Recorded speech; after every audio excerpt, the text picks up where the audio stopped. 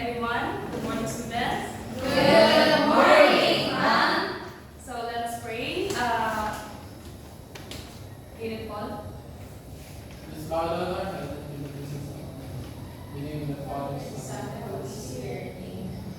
Our Father, who art in heaven, hallowed be thy name. Thy kingdom come, thy will be done, on earth as it is in heaven. Give us this day our daily bread, and forgive us our trespasses, as we forgive those who trespass against us. And lead us not into temptation, but deliver us from evil. Amen. Son and Holy Spirit. Amen. Okay, guys, sit down.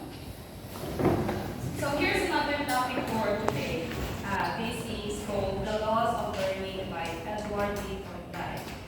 So, gusto mo yung idea about the laws of learning.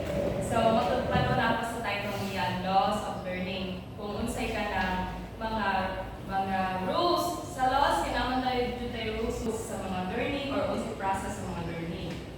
So, ako din sa ipailan na si Edward D. Thorndike. So, Thorndike was born on August 31 at Massachusetts and died on August 1949 at New York. So he is an American psychologist whose work and behavioral responses to specific stimuli are established through a process of trial and error that affects mutual connections between the stimuli and the most satisfied responses. So, di ba kanang as makakuha na to ang learning is about siya sa mga responses sa people.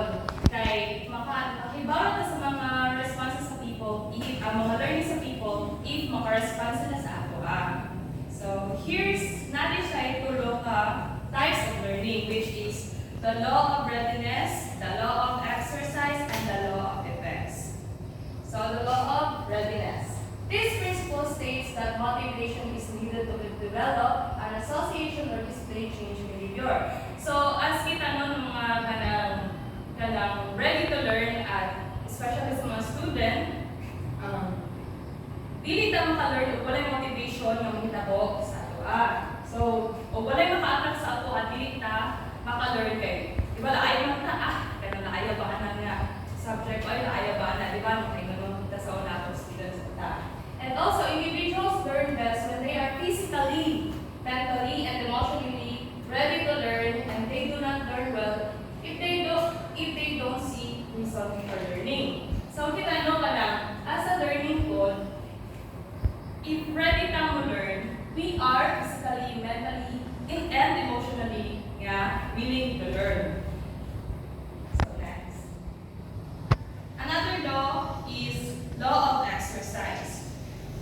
So learning occurs through repetition and practice. Things most often repeated are best remembered. So makabantay mo anang ka lang.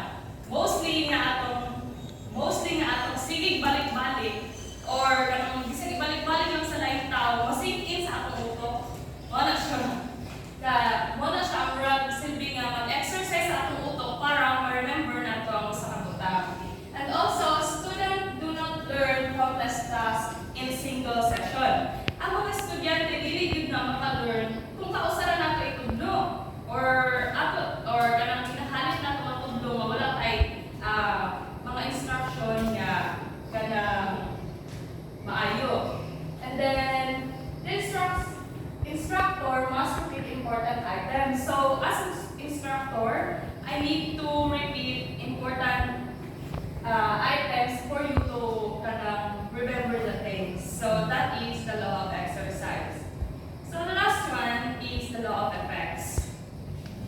Learning is strengthened when accompanied by a pleasant and satisfying feeling.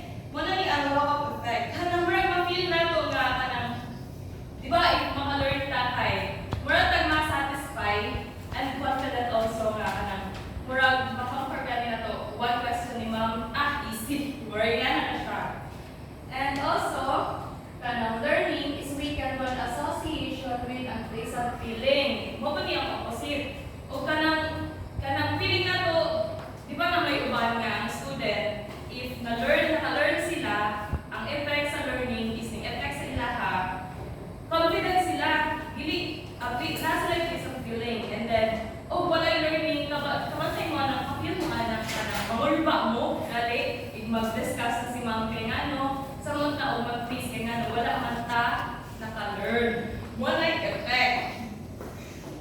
And also, learning takes place properly when it results in satisfaction and learning derives pleasure out of it. So, hindi na lang ako, basta kung tanan kayo more balik-balik na siya. So, katoday ay ang todo ka ganang types of learning. So, question, class? No, so far. So, ako lang yung magana. Can you please stand up, Miss Lovely? Kinsa ang nag-deal sa theory nga laws of learning? I believe he is an American psychologist. Yeah. He is Edward and Thorndike. Wow, okay. Very good. And Miss Kaya, I wanted to ask the 3 types of learning. The 3 types of learning are law of readiness, law of exercise, and law of effect. Very good. Diba kapil mo sa kanang kuan o kanang maka-learn ta sa iyahang readiness, kung ready ta, prepared ta, sa iyahang exercise, kung masulod ba siya sa ato muna-muna, and then sa effect. So, in other